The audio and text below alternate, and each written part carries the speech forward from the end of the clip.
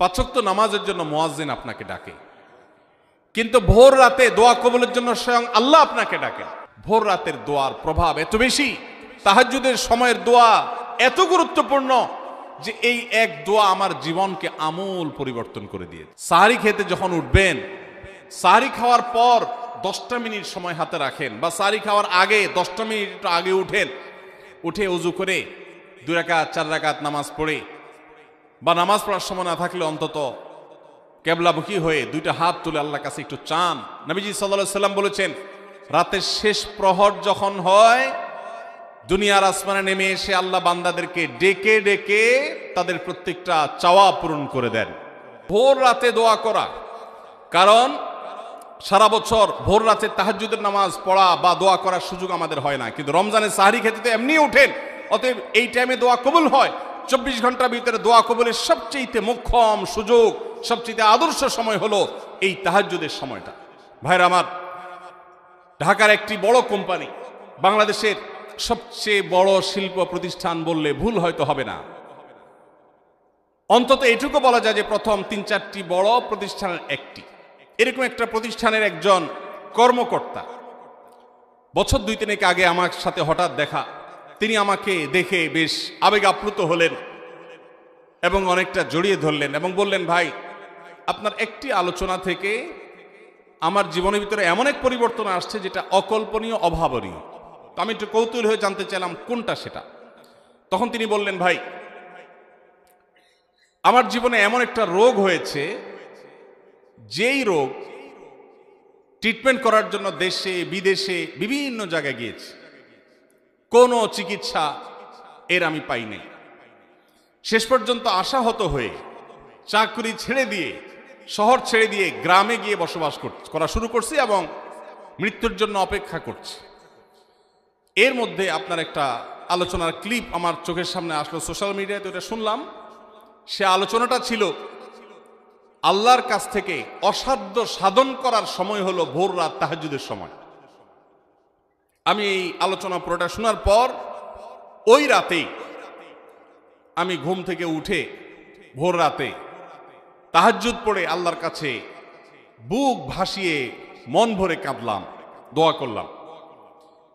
ওই ভাই বললেন যে আমি এত দোয়া করলাম, দোয়া করতে করতে দীর্ঘ সময় আমি পরিতৃপ্ত হলাম, আমার দোয়া শেষ হয়ে গেল। এরপর দোয়া করে শেষ করার পর ফজর নামাজের সময় হয়ে গেছে, আমার ফিল হলো, অনুভব হলো যে আমার শরীরে আর কোনো রোগবালাই এখন মনে হয় নাই। এবং তিনি গত 2 দিন আগেও তার সাথে আমি দেখা করলাম ঢাকায়, গতকালকে দেখা করলাম, 2 দিন আগে না, মাত্র 1 দিন আগে দেখা করলাম। তিনি এখন সুস্থ সবল হয়ে আবার তার চাকরিতে ফিরে গিয়ে স্বপদে সমহিমায় আছেন। তিনি এক সহকর্মীকে ডেকে আমার সামনে বলছেন, এই তোমরা বলো তো, আমি আগে শারীরিকভাবে বেশি ফিট ছিলাম নাকি এখন বেশি ফিট? তখন তার সহকর্মী আমার সামনে বলছে, স্যার, আপনি আগে অনেক বেশি রাগারাগি করতেন, আপনি হট মেজাজি ছিলেন, অনেক বেশি অসুস্থ হয়ে যেতেন কিছু হলেই, কিন্তু এখন আপনি সে আগের সময়ের তুলনায় অনেক বেশি সুস্থ এবং ফিট।